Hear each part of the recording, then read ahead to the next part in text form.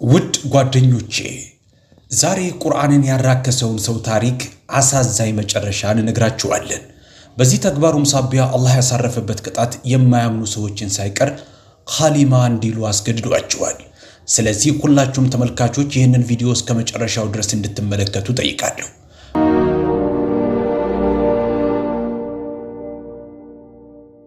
አሰላሙ አለይኩም ወራህመቱላሂ ወበረካቱሁ። ወዳጆቼ በአንድ መንደር ውስጥ መሐመድ ፋዘል ባክሺ የሚባል አንድ ምስኪን ሰው ይኖራል። በጣም ድሃ ሰው ነው። ወላጆችም ሆኑ እህት ወንድሞች የሉትም። በጣም ሲበዛ ጻድቅና አማኝ ሰው ነው። የሚኖርበት ቤት ስለሌለው ቀንና ማታ የሚያሳልፈው በመስጂድ ነው።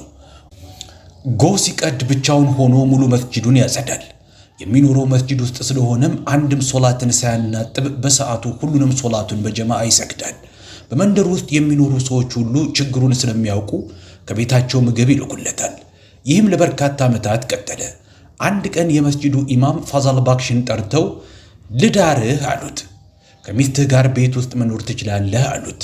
ይህንን ሲሰማ ፋዘል ባክሺ ሳቅና እንዲህ አለ፣ እንደኔ ድሃ የሆነን ሰው ከቶ ማን ያገባዋል? ኢማሙ እርሱን ኃላፊነት ለኔ ተውልኝ፣ መስማማትና ለመስማማትህን ብቻ ንገረኝ አሉት። ፋዘል ባክሺም እንዲህ ሲል መለሰላቸው፣ በእርሶ እይታ እንደኔ ድሃ የሆነን ሰው ለማግባት ፈቃደኛ የሆነች ሴት ካለች ታዲያ እኔ እንዴት እቃወማለሁ? ኢማሙ ሴት ልጅ ያለችው አንድ ሩቅ ዘመድ አለኝ፣ በሚመጣው ጁምዓ እርሷን እድርሃለሁ። ከዛ በፊት ግን የሚከራይ ቤት ማግኘት አለብህ። ከትዳር በኋላ ከሚስት ጋር የምትኖርበት፣ ስለ ኪራዩም ቢሆን አትጨነቅ፣ ሁሉንም ነገር እኔ እሸፍንልሃለሁ አሉት። ፋዘል ባክሺ የሚኖርበት ቤት አገኘ። ነገር ግን ለሰርጉ ዝግጅት የሚሆን ምንም ገንዘብ አልነበረውም። ከሰርጉ ቀን በፊት ወደ መስጊዱ ኢማም ዘንድ መጣና ኢማም የሚከራይ ቤት አግኝቻለሁ፣ ግን ለሰርግ ዝግጅቱ የሚሆን ምንም ገንዘብ የለኝም አላቸው። ኢማሙም አትጨነቅ፣ ነገ ጠዋት ለሰርጉ ብቻ አንተ ተዘጋጅ።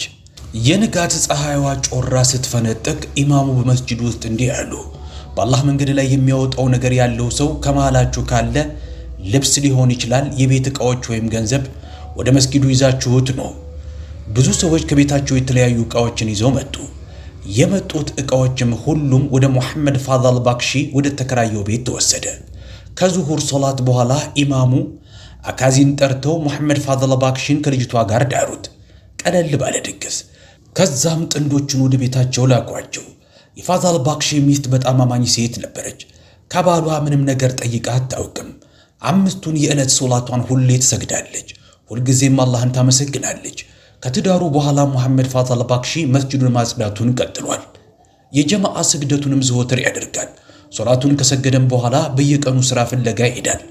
ሚስቱም በየቀኑ ዱዓ ታደርጋለች፣ አላህ ሆይ ለባሌ ሥራ ስጠው በማለት። አንድ ቀን ሥራ እየፈለገ ሳለ መሐመድ ፋዘል ባክሺ የመውላናው ቅጥር ግቢ ደረሰ። በዛም በርካታ ሰዎች ለተለያዩ ችግሮቻቸው መፍትሄ ፈልገው ተሰባስበው አገኘ።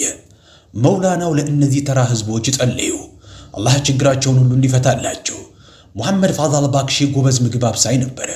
በዚህ ችሎታው የተነሳ ለምስኪኖቹ ምግብ እንዲያበስል በዛ ተቀጠረ። ምግቡንም ራሱ ሊያከፋፍል፣ መውላናውም ደሞዝ ሊከፍሉት ተስማማ። የተረፈውን ምግብም ለእርሱና ለሚስቱ ወደ ቤት ይዞ ይሄዳል። ቀስ በቀስ የገንዘብ ችግሩ መሻሻል ጀመረ። በተጋቡ በአንደኛው ዓመታቸው አላህ በቆንጆ ሴት ልጅ ባረካቸው። መሐመድ ፋዘል ባክሺና ሚስቱ በጣም ተደሰቱ። አላህ ምሕረቱን በእነርሱ ላይ እንዳዘነበባቸው ተሰማቸው። ልጃቸውንም በጣም ነበር የሚወዷት። ከዓመት በኋላም በሌላ ሴት ልጅ አላህ ባረካቸው። በዚህ ጊዜም ቢሆን ፋዘል ባክሺ አላህ በልጅ ስለባረካቸው ደስተኛ ነበረ። ሚስቱ በሚቀጥለው ወንድ ልጅ እንዲኖረን እመኛለሁ አለች። ባሏ በስሱ ፈገግ ብሎ አላህ ሴት ልጆች በብዛት ባሉበት ቤት ደስተኛ ነው አላት። ሚስቱም አዎን እሱን አውቃለሁ፣ ሴቶችም ወንድም ሊኖራቸው ያስፈልጋል፣ መውላና እንዲጸልዩልን ንገራቸው፣ አላህ በሚቀጥለው ጊዜ ወንድ ልጅ እንዲሰጠን አለችው። ፋዘል ባክሺ በቃላቶቿ ፈገግ ብሎ ወደ ሥራ ሄደ። ከጥቂት ወራቶች በኋላ ሚስቱ አረገዘች። እንደገና በቅንነትም አላህ ሆይ በዚህ ጊዜ የምወልደውን ልጅ ወንድ አድርገው በማለት ዱዓ አደረገች። ግን አላህ በሌላ ሴት ልጅ ነበር የባረካቸው። ሦስተኛዋ ሴት ልጃቸው ከተወለደች በኋላ የፋዘል ባክሺ ሚስት በጣም ተበሳጨች። መውላና ጋር ውሰደኝ፣ ችግሬን ራሴው ነግረዋለሁ፣ ዱዓ እንደሚያደርግልኝ እርግጠኛ ነኝ፣ አላህ በወንድ ልጅ ባርከናል አለችው። ባሏ አይሁንም፣ ቤትሽ ሆነሽ ዱዓ አድርጊ፣ ችግርሽን እኔው ራሴ ነግረዋለሁ አላት። ከዓመት በኋላም አላህ በሌላ ሴት ልጅ ባረካቸው። አራተኛ ልጃቸው ከተወለደች በኋላ ሚስቱ ከፊት ተቀምጣ አምርራ አለቀሰች። ብዙ ነገር የለንም፣ ለምን አላህ እየደጋገመ ሴት ልጆችን እንደሚሰጠን አላውቅም አለች። ባሏም አላህን ማመስገን ይገባሻል፣ እንደዚህ ማውራት አያምርብሽም። አንቺው ራስሽ አላህ ለቤተሰቦች ሴት ልጆችን ሲሰጥ ለእነርሱም ስንቅ አብሮ ይሰጣል ትየለ እንዴ አላት። ሚስቱም ቢሆንም እናት ነኝ፣ አላህ በወንድ ልጅም እንዲባርከኝ እፈልጋለሁ። ሌላ ዓመት አለፈ። አላህ አሁንም በሌላ ሴት ልጅ ባረካቸው። አምስተኛ ልጃቸው ከተወለደች በኋላ በብርቱ አልቅሳ ወደ አላህ ጸለየች። አላህ ሆይ ስለ ፍቃድህ አላማረርም፣ በውሳኔ ሁሉ ደስተኛ ነኝ፣ ግን ለእህቶች ወንድም መኖሩም አስፈላጊ ነው። ለነቢያችንና ለፋጢማ ስትል በወንድ ልጅ ባርከኝ ስትል አምርራ አለቀሰች። ለአላህም በርካታ ቃል ገባች። በወንድ ልጅ ከባረካት ለምስኪኖች ምጽዋት እንደምትሰጥ፣ በርካታ ቀናቶችን እንደምትጾም እና ሌሎች በርካታ ነገሮችን እንደምታደርግ ቃል ገባች። ወደ መውላናው ጋር ከባሏ ጋር ሄደች። ያለቀሰችም እርስዎ የአላህ ወዳጅ ነዎት፣ ለኔ ብለው አላህን ከለመኑልኝ የእርስዎ ዱዓ በእርግጠኝነት ተቀባይነት ያገኛል። እባክዎትን አላህ በወንድ ልጅ እንዲባርከን ይጸልዩልን አለች። ግን አላህ የተለየ እቅድ ነበረው። አሁንም አላህ በሌላ ሴት ልጅ ባረካቸው። በጸሎት 10 ዓመት አለፈ። 7 ሴት ልጆች ነበራቸው። 7ተኛ ሴት ልጃቸው ከተወለደች በኋላ የፋዘል ባክሺም አይን በእንባ ተሞላ። አይኖቹ በእንባ ተሞልተው ወደ ሰማዩ የተመለከተ አላህን አመሰገነ። አላህ ሆይ ከእያንዳንዱ ውሳኔህ ጀርባ ዓላማ አለ። አማርሬህ ወይም ምንም ጠይቄህ አላውቅም፣ ምክንያቱም አንተ በጣም መሐሪና አዛኝ ነህና። አንድም ቃል ሳልናገር በፊት ትረዳኛለህ። ወንድም የለኝም፣ አባትም የለኝም። የራሴ ወንድ ልጅ ከሌለኝ እንዴት እተርፋለሁ? ወንድ ልጆች የአባቶቻቸው ቀኝ እጅ ናቸው። ወደ አላህ ሲጸልይ በጣም እያለቀሰ ነበረ። በጣም ይለምን ስለነበረ ትንሽ ልጁ እንኳ በሁኔታው ማልቀስ ጀመረች። ትንሽ እጇን አንስታ አላህ ሆይ እኛም አብሮን የሚጫወት ወንድም እንፈልጋለን በማለት ጸለየች። ከምሳ በኋላ ፈዘል ባክሺ ወደ መውላናው ቅጥር ግቢ አመራ። በቅጥር ግቢው ውስጥ ያሉት ሰዎች ቁጥር ሲቀንስ ሙሐመድ ፋዘል ባክሺ ወደ መውላናው በመቅረብ እንዲህ አላቸው። አንቱ የአላህ ወዳጅ፣ ሰዎች ለሕይወታቸው መፍትሄ ፈልገው ከሩቅ ቦታ ወደ አንቱ ዘንድ ይመጣሉ። ችግራቸውን ልባት ያገኛል? ምኞታቸውስ እውን ይሆናል? ሲል ጠየቃቸው። መውላናው እንዲህ ሲሉ መለሱለት። የኔ ልጅ ሰዎች ከጠዋት እስከ ማታ ዱዓ ያደርጋሉ። በእርግጥም አላህ ዱዓቸውን ይቀበላል፣ ምኞታቸውም እውን ይሆናል። ለዛ ነው ሰዎች ከሩቅ ስፍራ ለመጸለይ ወደዚህ የሚመጡት። እኔም በተመለከተ እኔ አንድ ኃጢአተኛ የአላህ ባሪያ ነኝ። እርሱም ብቻ መልካለው፣ ዱዓዬን ይቀበለኛል። አላህን አመሰግናለሁ። ፋዘል ባክሺም እዚህ ለ10 ዓመት ያህል ስሰራ ቆይቻለሁ። አላህ ወንድ ልጅ እንዲሰጠን እንዲጸልዩልን ብቻ ነው አንድ የጠየቅኩት፣ ግን እስካሁን ወንድ ልጅ ማግኘት አልቻልኩም። መውላናው የኔ ልጅ አላህ አሁን በወንድ ልጅ ይባርካል፣ ግን አንድ ነገር ማድረግ አለብህ። ይህም ሥራ በጣም አስፈላጊ ነው። ከተደሰተብህም ከልብህ የጠየቅከውን ነገር ሁሉ ይሰጥሃል አሉት። ፋዘል ባክሺ ቁርአንን መጠበቅ አለብህ፣ አላህም በሚቀጥለው ዓመት በወንድ ልጅ ይባርካል። ሙሐመድ ፋዘል ባክሺ ይህንን ሲሰማ አልሐምዱሊላህ፣ ቁርአንን እንከባከባለሁ፣ በመስጊድም ቁርአንን እቀራለሁ፣ ሁልጊዜም ጠዋትና ማታ አለ። መውላናው ፈገግ አሉና የኔ ልጅ ቁርአንን በእንክብካቤ እንደምትይዝና ጠዋትና ማታም እንደምትቀራ አውቃለሁ፣ ሁሉም ሙስሊሞች እንደሚያደርጉት። ግን ቁርአንን እንዴት እንደምትጠብቅ እኔ እነግርሃለሁ።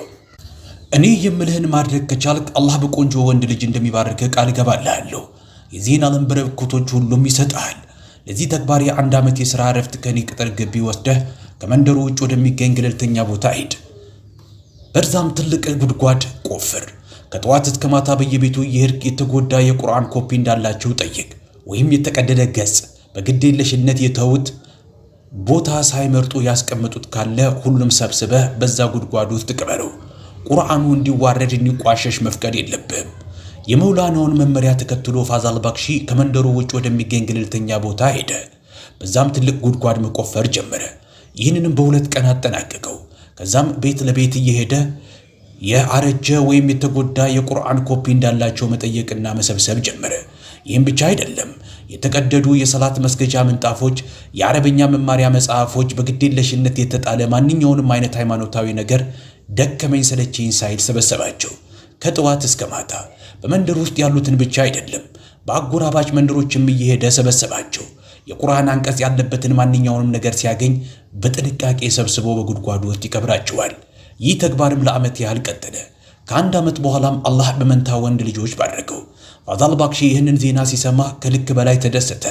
ይህንን ደስታ ለማጋራት የሄደው የመጀመሪያ ሰው መውላናው ጋር ነበረ። ከደስታው ብዛት ማልቀስ ጀመረ። ልክ መውላናው ቅጥር ግቢ እንደደረሰ መውላናው መጀመሪያ የመሰላቸው አላህ ሌላ ሴት ልጅ ሰጥቶ ይባረከው፣ ለዛ ነው የሚያለቅሰው ብለው ገመቱ። ከዛም ፋዛል ባክሺ እንዲህ አለ፣ ዛሬ በእርሶ ዱዓ አላህ በሁለት መንታ ወንድ ልጆች ባርኮኛል። ስማቸውንም ቃሲምና ሐሺም ብያቸዋለሁ። ምንም እንኳ ድሃ በሆንም ፍላጎቶት የሆነ ነገር ካለ እባክዎትን ይጠይቁኝ አሟላለሁ። መውላናው ፈገግ ብለው እንዲህ አሉት፣ እኛ አዛውንቶች ለዓለማዊ ነገሮች ምንም ፍላጎት የለንም። በአላህ በመልእክተኛውና በኢባዳ በአምልኳችን የተብቃቃንና ይረካለን። አንድ ምክር ብቻ እንድሰጥህ ፍቀድልኝ። ይህንን ስራህን መስራት በፍጹም እንዳታቆም፣ በኋላም ልጆችህ እንዲቀጥሉት አድርግ። ሌላውን ነገር ሁሉ ለአላህ ተወው። ወደ ቤት ሲመለስ ፋዛል ባክሺ ለሚስቱ ነገራት። አላህ የህይወቴን ትልቁን ደስታ ሰጥቶኛል። ዛሬ እኔም አላህንና ህዝቡን የሚያስደስት ነገር ማድረግ እፈልጋለሁ አለ። ሚስቱ መጀመሪያ ለድሆች ሊያበላ ነው ብላ አስባ ነበረ። ከዛም ጠየቀችው፣ አላህንና ህዝቡን የሚያስደስት ነገር ምን ልታደርግ ነው አለችው። ፋዛል ባክሺም በዚህ መንደር ውስጥ በሚገኙ ሰዎች ቤት የቁርአን ኮፒዎችን አስቀምጣለሁ፣ በቁርአን ነውና ዛሬ አላህ ትልቅ ስጦታውን የቸረን አላት። ሚስቱ ይህን በመስማቷ ተደስታ አሁን ይህ ተግባር የእውነት አላህንም ህዝቡንም ያስደስታል አለችው። በማግስቱ በርካታ የቁርአን ኮፒ ገዝቶ በመንደርተኞቹ መሃል አከፋፈለው። የመንደሩ ነዋሪዎች ይህንን ተግባር በጣም አደነቁ። ሁሉም ሰው ቁርአንን በትልቅ ፍቅርና ክብር ተቀበለው። ወንድ ልጆቹ 7 ዓመት ሲሆናቸው ሐፊዝ እንዲሆኑ መድረሳ ውስጥ አስገባቸው። ሴት ልጆቹም ተገቢውን ሃይማኖታዊ ትምህርት መቅሰማቸውን አረጋገጠ። 20 ዓመት አለፈ። ሙሐመድ ፋዛል ባክሺ ቁርአንን መጠበቁንና በክብር መያዙን ቀጠለ።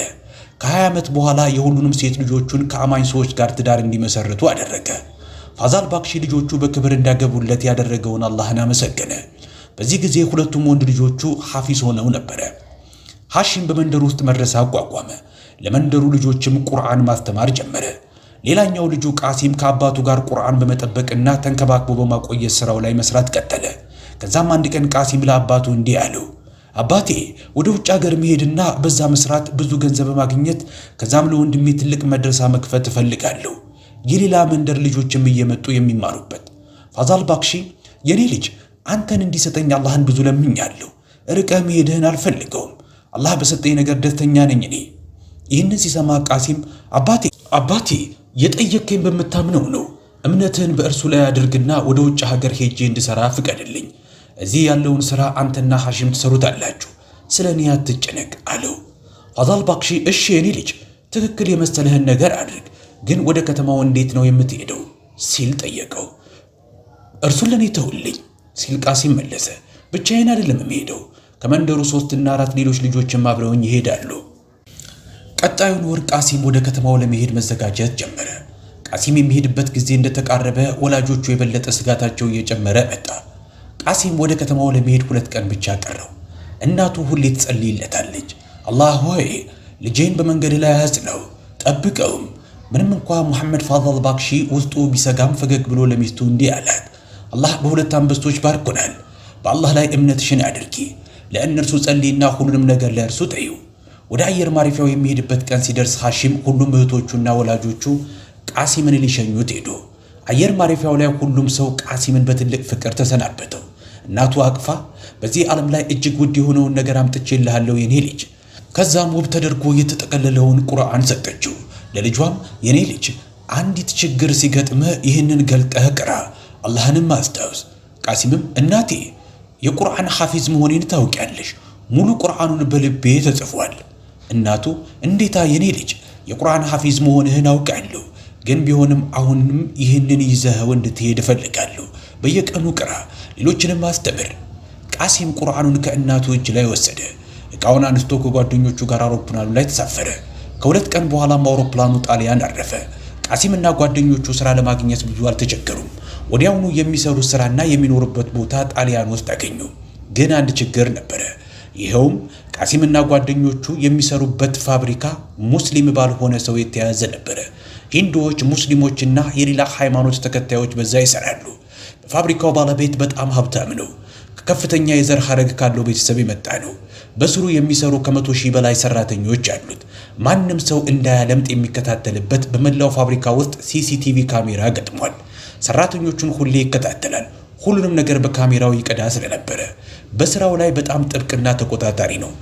አንድ ሰራተኛ ትዕዛዙን ካልተከተለ ወይም አንዳች የተሳሳተ ነገር ካደረገ ከደሞዛቸው ላይ ይቆርጣል። ከአርብ ውጭ ፋብሪካው ሁሌም ክፍት ነው። በምሽት 12 ሰዓት የሚሰሩ ሰራተኞች በቀኑ 12 ሰዓት ያርፋሉ። ቀን 12 ሰዓት የሚሰሩት ደግሞ ማታ 12 ሰዓት ያርፋሉ። ቃሲምና ጓደኞቹ በፋብሪካው ውስጥ በጠዋት ሺፍት ነው የሚሰሩት። ቃሲም 5 አውቀት ሶላትን በጀማዓ ይሰግዳል። ቃሲም ከሥራ ሰዓቱ 2 ሰዓታት አስቀድሞ በመንቃት አንድ የቁርአን ሱራ ሁሌ በየቀኑ ይቀራል። በእነዛ 2 ሰዓታቶች ውስጥ ሰራተኞቹ በቁርአን አቀራሩ ደስታሉ። ምክንያቱም አላህ ቆንጆ ድምፅ ሰጥቶታል። ቁርአን ሲቀራ ድምፁ የበለጠ ደስ የሚል ቅላጼ ነበረው። እያንዳንዱ ሰራተኛ በትኩረት የእርሱን ቂራአት ያዳምጥ ነበረ። ሙስሊም ያልሆኑት እንኳ በቃሲም ቃላቶች ይማረኩ ነበር። ቁርአን ከቀራ በኋላ ቃሲም ለ5 ጓደኞቹ ቂራአት ያስተምራል። አብረውት የሚሰሩት ጓደኞቹ የቃሲም ተግባር ተጽዕኖ አሳድሮባቸው ነበር። የስግደት አዛን ሲባል ቃሲም ስራውን ሁሌ ጥሎ ሊሰግድ ይሄዳል። ሌሎቹም እንዲቀላቀሉት ይጋብዛል። ቃሲምንና ሌሎቹን ሰዎች ያዩት ሌሎች በርካታ ሰዎች የሚቀላቀሏቸው ጀመር። የቃሲም አለቃ ይህንን ባወቀ ጊዜ ቃሲምን ጠራና ይህንን ፋብሪካ ለማስተዳደር ምን ያህል ወጪ እንደሚያስወጣኝ ታውቃለህ? ማንኛውም ሰራተኛ ትዕዛዜን አልታዘዝም እንዲል አልፈቅድለትም። ጠዋት አርፍደ ነው የምትመጣው። በአንተ የተነሳ ሌሎች ልጆችም እያረፈዱ መምጣት ጀምረዋል። ከዚህ በላይ ደግሞ ለመስገድ ስትል ስራህን ጥለህ ትሄዳለህ። በዚህ ወር ሙሉ ደሞዝህን እከፍልሃለሁ። ነገር ግን በሚቀጥለው ወር በዚህ ተግባር ከከፋህበት ግማሽ ደሞዝህን እቀንስብሃለሁ አለው። ቃሲም በጽሞና የአለቃውን ቃላቶች አዳመጠ። በምላሹ ምንም ሳይል የአለቃው ቃል ያመጣበት ተጽዕኖ የለም። እንደ በፊቱ ቀጠለ። የፋብሪካው አለቃ የተናገራቸው ቃላቶች በቃሲም ላይ ምንም ተጽዕኖ እንዳልፈጠሩበት ባወቀ ጊዜ በጣም ተናደደ። የቃሲምን ግማሽ ደሞዝ ቆረጠበት። አሁን ይማራል ሲል አለቃው አሰበ። እስቲ እናያለን ለምን ያህል ጊዜ መስገድና ቁርአን መቅራቱን እንደሚቀጥል። ቃሲም አለቃው ግማሽ ደሞዙን እንደቆረጠበት ሲያውቅ ምንም ተጽዕኖ አልፈጠረበትም። እንደ በፊቱ ስራውን ቀጠለ። በፈንታው የቃሲም ባህሪ በፋብሪካው ሌሎች ሰራተኞች ላይ ተጽዕኖ ማድረግ ጀመረ። የአዛን ድምፅ ሲሰሙ ሁሉም ሙስሊም ሰራተኞች ስራቸውን እየተዉ ለሶላት ቃሲምን ይቀላቀላሉ። አለቃው ይህንን ሲደርስበት በጣም ተናደደ። ይህ ልጅ ራሱን ብቻ ሳይሆን ሌሎች የፋብሪካ ሰራተኞችም መቀመቅ እየከተታቸው ነው ሲል አሰበ። ከዛም አለቃው ቃሲምንና ከእርሱ ጋር የነበሩትን ሁሉንም ልጆች ጠራቸውና ከዛ የሁላችሁንም ደሞዝ መክፈል ማቆም ያለብኝ ይመስለኛል። ያኔ ብቻ ነው ቀጥ ብላችሁ በስራችሁ ላይ የምታተኩሩት። ከቃሲም ጋር ያሉት ልጆች ለአለቃው ጌታው እባክህን በደለኛ አትሆንብን፣ ለሰላት ስራችሁን ጥላችሁ መሄድ አትችሉም ካልከን እንስማማለን፣ ግን ሙሉ ደሞዛችንን እንፈልጋለን አሉት። ቃሲም ያሉትን ሁሉ በጽሞና አዳመጠ። ከዛም አለቃው ጠየቀው፣ ቃሲም አንተስ በዚህ ላይ ያለህ አስተያየት ምንድን ነው? ቃሲም መለሰ፣ ለሰላቴ ለማውለው ጊዜ ደሞዜን መቀነስ ትችላለህ፣ ግን ሰላቴንም ይሁን የቁርአን ቂራአቴን በፍጹም አልተውም። ያንተን ስራ ለመስራት ብዬ አንድ ሰራተኛ ካልታዘዘ ወይም ደግሞ መስራት ፋንታ ሌላ ተግባር ላይ ጊዜውን ከዋለ ደሞዛቸውን መቀነስ ያንተ ህግ ነው። የኔ አላህ ህግና ደንብ ደግሞ አንድ ሰው ለዓለማዊ ስራ ብሎ አምልኮውን ከተወ ወይም ሃይማኖታዊ ተግባሩን ካልተወጣ አላህ የሚጠብቃቸው ከባድ ቅጣት አስቀምጦላቸዋል። ስለዚህ ሰላቴንም የቁርአን ቂራአቴንም በፍጹም አልተውም ለአንተ ስራ ብዬ። የጨነቀው አለቃም ግማሽ ደሞዝህን ቆርጬብሃለሁ፣ ግን አሁንም ስራህን እየተውክ ለመስገድ ትሄዳለህ፣ በጣም ግትር ሰው ነህ አለው። ቃሲም ተረጋግቶ መልስ ሰጠው፣ አለቃ ደሞዜን በግማሽ ብትቆርጠውም እቀበላለሁ፣ ግን ሰላቴንና ቁርአን ቂራአቴን በፍጹም አልተውም። አለቃው እስቲ ለምን ያህል ጊዜ ይህንን ትዕዛዝ ሳትከተል በዚህ ተግባርህ እንደምትገፋበት እናያለን። አንድ ቀን ትቆማለህ። ይህንን ሲሰሙ በዙሪያው የቆሙት ሌሎቹ ሰራተኞች አፍረት ተሰማቸው። በውስጣቸውም የመጣው ቢመጣ ለሰላት ቃሲምን እንደሚቀላቀሉት ወሰኑ። በማግስቱ ቃሲም ለመስገድ ሲሄድ ከበፊቱ የበለጡ ሰዎች ተቀላቀሉት። አለቃው ይህንን ልብ ቢልም ግን ምንም ከማለት ተቆጠበ። በፈንታው የሁሉንም ደሞዝ በግማሽ ለመቁረጥ መረጠ። በዕለተ ጁምዓ ፋብሪካው ሲዘጋ በቃሲም በፋብሪካው ውስጥ ያሉትን ሰዎች ሁሉ ሰብስቦ ስለ ነብዩ መሐመድ ሱና ነገራቸው ሰለላሁ ዐለይሂ ወሰለም። በመሃላቸው የቃሲምን ቃላቶች ትርጉም ያላቸው ሆነው ያገኙ 1-2 ሰዎች ነበሩ። አስተምሮውን መከተል ጀመሩ። ቃሲም ጠዋት ቁርአን ሲቀራ እነዚህ ሙስሊም ያልሆኑ ሰዎች ያዳምጡት ነበር። አንድ ቀን እነዚህ ሙስሊም ያልሆኑ ልጆች ፈራ ተባ ያሉ ቃሲምን ቀረቡትና ቁርአን አቀራር ታስተምረናለህ?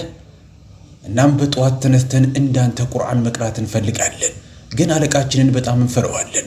ከፋብሪካው ሊያባረረን ይችላል። ሙስሊሞች ስላልሆንን መክፈል ሊያቆምብን ይችላል። ቁርአን እየተማርን መሆናችንን እንዲያውቅ አንፈልግም አሉት። ቃሲም እንዲህ ሲል መለሰላቸው፣ ወንድሞቼ ከአላህ ውጭ ማንንም መፍራት አይገባችሁም። አሁን ብቻ ነው ማመን የሚገባን። ሙሉ ዓለምን የሚያስተዳድረው እርሱ ነው። ግን አለቃችሁን ከፈራችሁት ቁርአንን እንደማስቀራችሁ ለማንም አልናገርም። አስተምራችኋለሁ። በዓመት ጊዜ ውስጥ እነዚህ ልጆች ከቃሲም የቁርአን አቀራርን ተማሩ። ከሊማ ብለው ኢስላምንም ተቀበሉ። በፋብሪካው ውስጥ ያሉ ሌሎች የእርሱን ፈለግ ተከተሉ። ቁርአንን ከቃሲም እየተማሩ ኢስላምን ተቀበሉ። ቃሲም በፋብሪካ ውስጥ እየሰራ 2 ዓመት አለፈ። የፋብሪካው ድባብ በፍጥነት ተቀየረ። የፋብሪካው ባለቤት ቃሲም በርካታ ሰዎችን እንዳሰለመ ሲያውቅ በንዴት ጨሰ። ይበቃል፣ ቃሲምን አጠፋዋለሁ። የሚበቃኝን ያህል ታግሼዋለሁ። የልጅ ሰራተኞችን ሁሉ በእኔ ላይ አስነስቶብኛል። የነገዋን ፀሐይ ብርሃን የመጨረሻዋ የሚያያት ትሆናለች። ዓርብ ዕለት ነበረ። ንጋቱም ገና ወገግ ማለቱ ነው። ቃሲም በሚያምረው ድምፁ ቁርአኑን ቀራ እንደተለመደው። በቦታው ላይ የደረሰው አለቃ የቃሲምን ፊት በብርቱ መታው። መሬት ላይ እንዲወድቅም አደረገው። ምቱ ከቃሲም እጅ ላይ ቁርአኑን ነጥቆ ወረወረው። ግን ያኔም ቃሲም ቁርአኑን መቅራቱን አላቆመም፣ በልቡ የሚያስታውሰው በመሆኑ። የፋብሪካ አለቃው በንዴት ካጠገቡ የቆመውን ሰራተኛ ክብሪት አምጣ አለው። ይህንን ቁርአን አይኑ ፊት አቃጥሏለሁ። ምን እንዳደረገ አላህም ምን እንዳደረገም ይህንን ሲሰማ ቃሲም ማልቀስ ጀመረ። እጁን ወደ ላይ አንስቶ ለአላህ ጸለየ።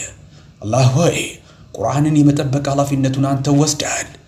ይህ ታላቅ አለቃ ነኝ ብሎ የሚያስብ ሰው ዛሬውኑ ኃይልህን አሳየው አለው። ሰራተኛው ክብሪት ይዞ ሲመጣ የፋብሪካው ባለቤቱ ክብሪቱን ለኮሰና ቁርአኑ ላይ ወረወረው። ከዛም ቃሲምን እንዲታሰር ያደረገው ፋብሪካው ውስጥ በሚገኝ እስር ቤት። ማን መጥቶ እንደሚያድንህ አሁን እናያለን፣ በረሃብና በጥም ትሞታለህ ብሎት የፋብሪካው ባለቤት ከፋብሪካው ወደ ቤቱ ሲሄድ መንገድ ላይ ድንገት ታሞ ወደቀ። የመተንፈስ ችግር ገጠመው። ሰራተኞቹ አጣድፈው ወደ ሆስፒታል ወሰዱት።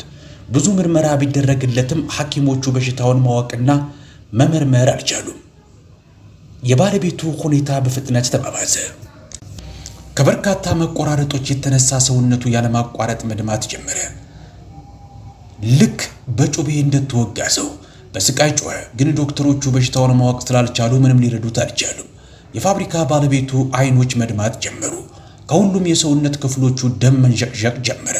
ለቅሶና ጩኸቱ ሆስፒታሉን ሞላው። ይህ በእርሱ ላይ ከአላህ ዘንድ የወረደ ቅጣት ነበረ። ብዙ ሰዎች እየመጡ ለኃጢአት ንስሐ ግባ፣ ለአላህ ይቅር ይልሃል፣ የፈጸምከው ኃጢአት በጣም ከባድ ነው፣ ለዛ ነው የዚህ አይነት ቅጣት ያጋጠመህ አሉት። ነገር ግን አምባገነኑ ማንንም አልሰማም። ሁኔታው መባባስ ቀጠለ። ከቁስሉ መግል መፍሰስ ጀመረ። ሰውነቱን መጥፎ ጠረን ማውጣት ጀመረ። ዶክተሮቹ እንኳ አጠገቡ መቆም አልቻሉም። በፋብሪካው ውስጥ ያሉት ሌሎች ሰራተኞች ስለ ሁኔታው ሲሰሙ ይንቁት ጀመረ። የመሞቻውን ቀን መቁጠር ጀመረ። ዶክተሮቹን እባካችሁ መርዝ ሰጥታችሁ ግደሉኝ እያለ መለመን ጀመረ። እንደዚህ ቀስ በቀስ እየተሰቃየው ሞት አልችልም። ነገር ግን ዶክተሮቹ እርሱን ለማዳን የሚችሉትን ጥረት ማድረጋቸውን እንደቀጠሉ ነው። ሰውነቱ ያልተለመዱ ቦታዎች ላይ ፀጉር ማብቀል ጀመረ። ጥፍሩን በሚያስገርም ሁኔታ መርዘም ያዘ። ፊቱ ቅርጹ መበላሸት ጀመረ። ከውሻ በላይ አስቀያሚ የሆነ ሄደ። ወደ አስፈሪ ፍጥረትነት ተቀየረ። በጣም አስፈሪ ስለነበረ ዶክተሩ በፍርሃት ሆስፒታሉን ለቆ ሮጠ። ሁኔታውን የታዘቡ ሁሉ የፍርሃት ቆፈን ያዛቸው። ፀጉራቸው ቆመ። ሁሉም ሰው አላህን ይቅርታ መጠየቅ ጀመረ። በእርግጥም አላህ ቁርአንን የመጠበቅን ኃላፊነት ራሱ ወስዶ ነበረ። ማንም ቁርአንን ለማራከስ ወይም ለማውደም የሚሞክር በእርግጥ የአላህን ቁጣ ይቀምሳል። ልክ እንደዚህ ሰው ይህ ዜና በመላው ጣሊያን ተስፋፋ።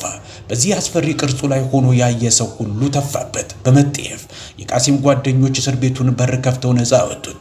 የሚደንቀው አምባገነኑ ያቃጠለው ቁርአን ምንም ሳይሆን ተገኘ። ቃሲም የታሰረበት እስር ቤት አስፈሪው የፋብሪካ ባለቤት የሚታሰርበት እስር ቤት ሆነ። ሁሉም የፋብሪካው ሰራተኞች ከቃሲም አጠገብ ቆሙ።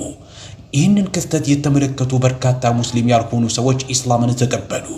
አላህ ለቃሲም የበለጠ ክብርና ሞገስ ሰጠው። ዝናውም ተስፋፋ። ብዙዎቹም ከፍተኛ ክፍያ ያለው ሥራ ቀረቡለት። የቀድሞ የፋብሪካው ባለቤት ቤተሰቦች ስለ ጉዳዩ ሲሰሙ ቃሲም ጋር ሄደው የፋብሪካውን ባለቤትነት መብት አስረከቡት። በተጨማሪም የባለቤቱ ቤተሰብ አባላቶች ሁሉ ኢስላምን ተቀበሉ። ሱብሃንአላህ።